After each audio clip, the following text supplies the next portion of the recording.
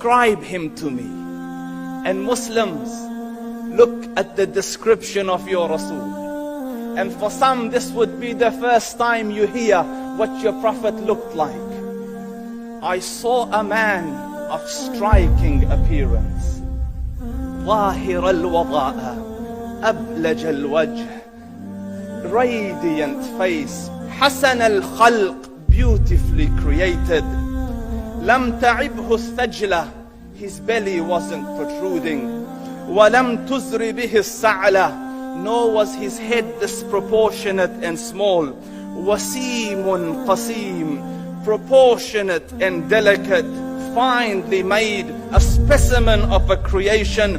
في عينيه دعج, in his eyes there was a contrast.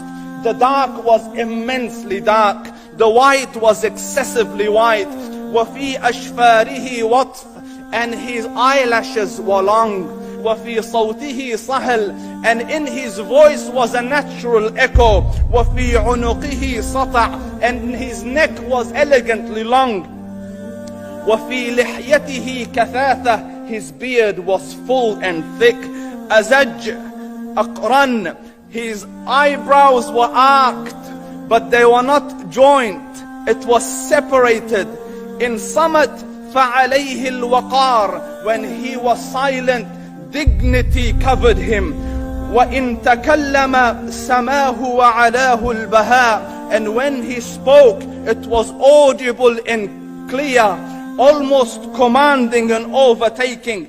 أجمل الناس وأبهاهم من بعيد, from afar the most striking and outstanding in appearance. وأحسنهم وأجملهم من قريب, and when he came near, the best of them and the most handsome of them in closeness. حلو المنطق, such an exalted and sweet level of logic. Like when he used to speak, it was so coherently logical, it was smooth and easy to understand. فصل لا نزر ولا هذر, he was to the point, not excessive nor too short. كأن منطقه خرزات نظم يتحدرن, his logic, his utterances, his words were like jewels coming out of a necklace, calculated, polished, one after the other, it would flow magically. ربعة, he was medium in height.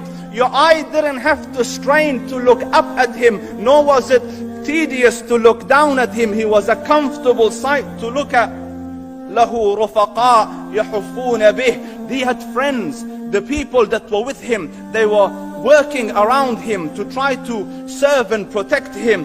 إن قال سمعوا لقوله, when he used to say something, they used to hearken to what he used to say. وإن أمر تبادروا إلى أمره, when he commanded, they used to compete to fulfill the command. This is Muhammad Rasulullah. This is Muhammad Rasulullah. Anas ibn Malik says, he says, I came out one night, I came out one night, it was the full moon night.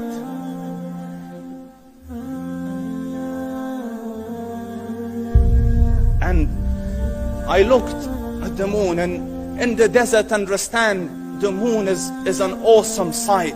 It is smooth, it is radiant, it is clear, it is gentle compared to the scorching sun at which they are used to. So the moon was the epitome of beauty. So he says, I came out at a full moon night and I looked at the moon and I saw it beautiful, handsome. So I said, let me go see if the moon is more handsome or my Prophet is more handsome. Let me see if that is more beautiful or the Prophet is more beautiful. So I went and I saw him standing afar.